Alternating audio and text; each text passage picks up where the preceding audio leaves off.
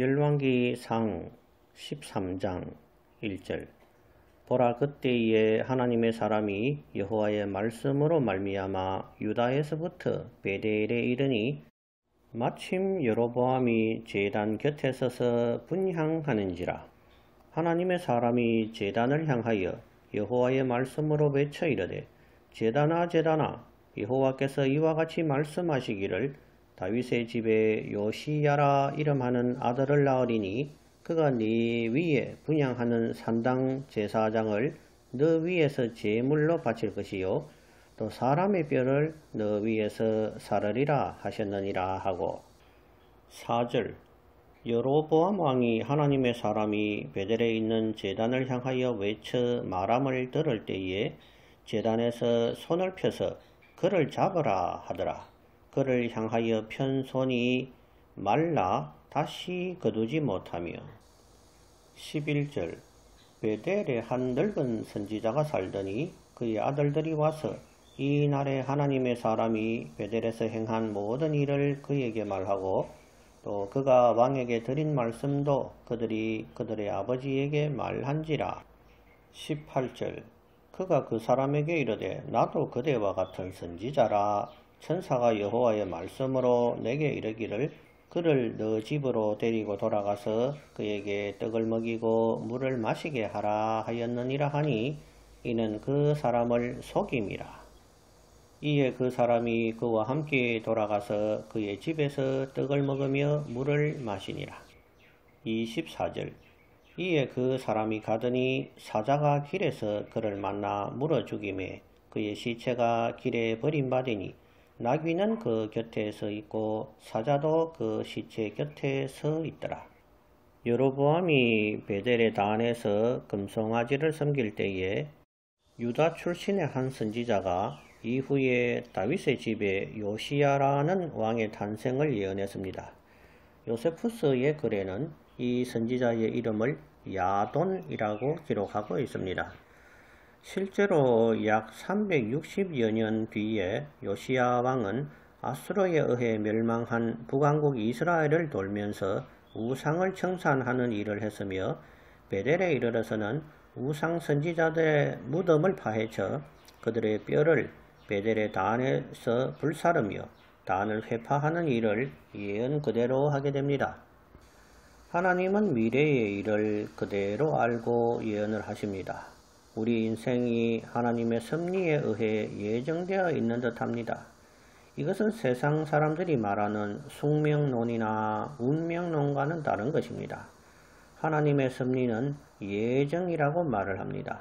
운명과 예정은 결론적인 측면에서 현상만을 보면 비슷하지만, 하나님의 섭리에 의한 일을 예정이라 말하며 하나님과 관계없이 그냥 무조건 되어지는 것을 운명 또는 숙명이라고 말을 합니다.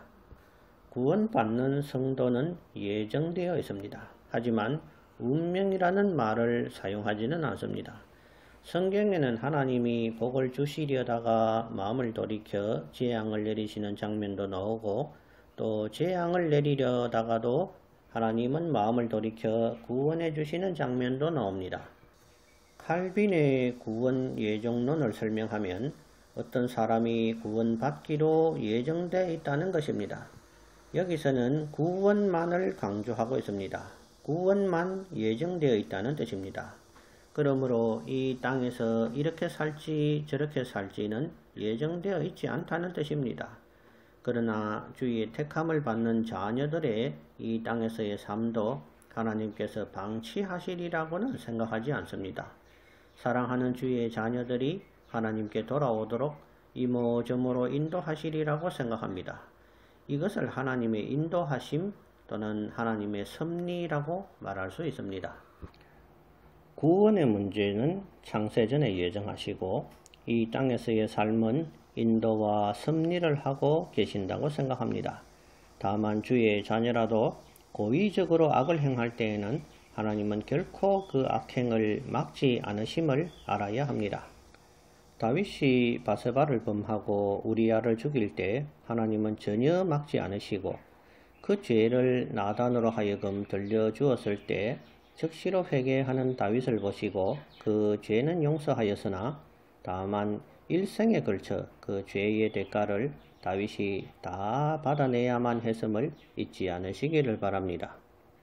다윗은 죄의 대가로 장남 암논이 딸 다말을 강간했으며 암논은 압살롬에게 죽임당했으며 압살롬은 다윗을 죽이겠다고 역모를 했으며 아도니아도 아비 다윗을 상대로 역모했으며 다윗의 후처 10명이 백주에 압살롬에게 강간당한 일도 있었습니다. 이처럼 죄의 용서와 죄의 대가는 별개임을 알아야 합니다. 요나서의 니느웨 거민은 하나님이 멸하기로 작정된 사람들이었습니다. 하지만 요나 선지자의 성의 없는 전도를 듣고 왕에서부터 짐승에까지 회개했을 때에 하나님은 마음을 돌이켜 그들을 구원하셨으며 심판 때에 니느웨 사람들이 이 세대 사람들을 심판할 것이라고 예수님은 말씀하셨습니다.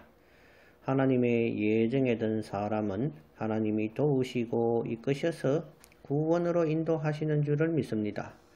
아버지가 아들이 잘못을 저지르면 회초리를 대어서라도 올바른 길로 인도하는 것입니다.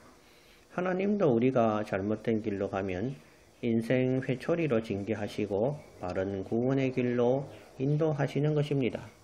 그러므로 인생의 시련이 곧 하나님의 인도일 수가 있는 것입니다. 무조건 만사형통한 것은 재앙일 수가 있습니다. 재벌들이 무조건 잘되고 부족함이 없으므로 하나님을 찾지 않고 자기 자신을 의지하다가 결국은 멸망에 이르고 마는 것입니다. 성경은 성도가 이 땅에서 견뎌야 할 시련을 말씀하고 있습니다. 예수님도 자기 십자가를 지고 나를 따르라고 말씀하셨습니다. 수많은 믿음의 선진들이 죽음으로 신앙을 지켰습니다. 이 땅은 세상 임금 사탄의 손아귀에 있기 때문에 성도가 환난을 당하는 것이 어찌 보면 당연한 일인 것입니다. 하나님께 탐심을 가지고 불의한 기도를 했는데 그것이 이루어졌다면 사탄이 던져주는 떡일 수가 있는 것입니다. 아버지의 매를 받는 것이 복이지 사탄의 떡을 받는 것은 미운 놈 떡 하나 더 준다는 우리나라 속담의 속뜻처럼 결코 복이 될 수가 없는 것입니다.